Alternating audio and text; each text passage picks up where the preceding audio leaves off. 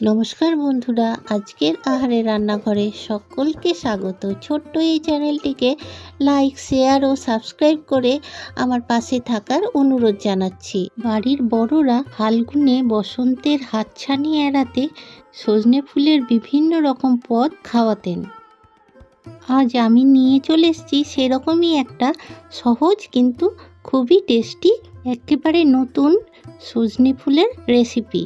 চলুন তাহলে দেখে নেওয়া যাক আজকের রান্না।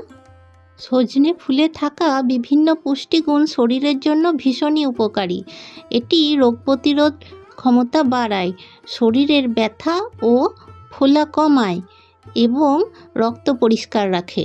আমি 500 গ্রাম সজনে ফুল নিয়েছি, সেগুলো ভালো করে বেছে নেব। সজনে ফুলে থাকা ক্যালসিয়াম হাড়কে মজবুত করে। ঠান্ডা লেগে বুক জ্বালা পোড়ার সংক্রমণ হলে সজনে ফুল খেলে উপকার পাওয়া যায়। এমন সুন্দর করে বেছে নিতে হবে। আমরা অনেকেই রান্না করি, কিন্তু এটা পরিষ্কার করার একটা ভালো ব্যবস্থা আছে। আমার সবগুলো বাছা হয়ে গেছে।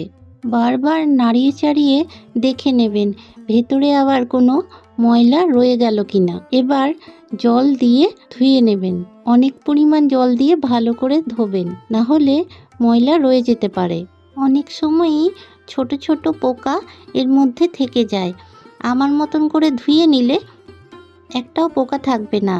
সামান্য পরিমাণ খাবার সোডা দিয়ে ধুয়ে নেবেন। কড়াইতে সর্ষের তেল গরম করতে বসিয়ে দিয়েছি। তেল গরম হলে ফোড়নে দিয়ে দেব 2 শুকনো লঙ্কা। আগে থেকে আমি আলু আর একটুখানি ফুলকপি টুকরো টুকরো করে কেটে জলে ধুয়ে জল ঝরিয়ে রেখে দিয়েছিলাম, সেটা দিয়ে দিয়েছি। সজনে ফুলে থাকে অ্যান্টিঅক্সিডেন্ট, ভিটামিন সি, এ, বি6, ক্যালসিয়াম, পটাশিয়াম এবং আয়রন। কিছুক্ষণ পর হলুদ আর স্বাদমতো নুন দিয়ে দিলাম। আর ফুলটা আগে থেকেই ধুয়ে জল ঝরিয়ে রাখা আছে। আলুটাও সিদ্ধ হতে একটুখানি বাকি আছে। আমি যেভাবে ফুলগুলো ধোয়ার কথা বলেছি বা যেভাবে রান্না করে দেখাচ্ছি, এভাবে করে দেখবেন সত্যিই অনেক ভালো ফলাফল পাবেন।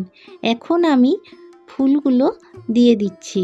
সজিনার ফুল কোষ্ঠকাঠিন্য দূর করে, দৃষ্টিশক্তি বৃদ্ধি করে। এই ফুলের রস দুধের সাথে মিশিয়ে খেলে মূত্রপাথড়ী দূর হয়। একই সঙ্গে এটা হাঁপানি রোগের ক্ষেত্রেও বিশেষ উপকারী। সজনার পাতার রসের সাথে লবণ মিশিয়ে খেতে দিলে বাচ্চাদের পেটে গ্যাস দূর হয়। এর চাটনি হজম শক্তি বৃদ্ধি করে। সুপারফুড সজনের পাতা, শিকড় এবং অপরিণত শুঁটি সবজি হিসেবে খাওয়া হয়। এছাড়া এ গাছের বাকল, শুঁটি, পাতা, বাদাম, বীজ, কন্দ, শিকড় সবই খাওয়া যেতে পারে এবং উপকারীও। রান্নাটা এখনো পুরোপুরি হয়নি, এগুলো একটু নরম হয়ে এসেছে, তাই তুলে রেখে দিচ্ছি। আমাদের এই চ্যানেলে সজনে পাতারও একটা দুর্দান্ত রেসিপি দেওয়া আছে, ইচ্ছা হলে ওটাও দেখে নিতে পারেন বন্ধুরা। কড়াইতে সামান্য সর্ষের তেল গরম করে কালো জিরে আর কাঁচা লঙ্কা দিয়ে দিয়েছি। এবার আগে থেকে ভেজে রাখা আলু আর সজনে ফুলগুলো দিয়ে নাড়াচাড়া করে নেব। এত সহজ, এত টেস্টি আর এত উপকারী রেসিপি খুব কমই হয়।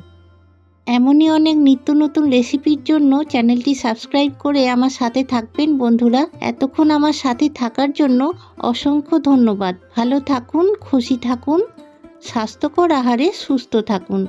আবার চলে আসবো অন্য কোনো দিন, অন্য কোনো দারুণ সুস্বাদু রেসিপির সাথে।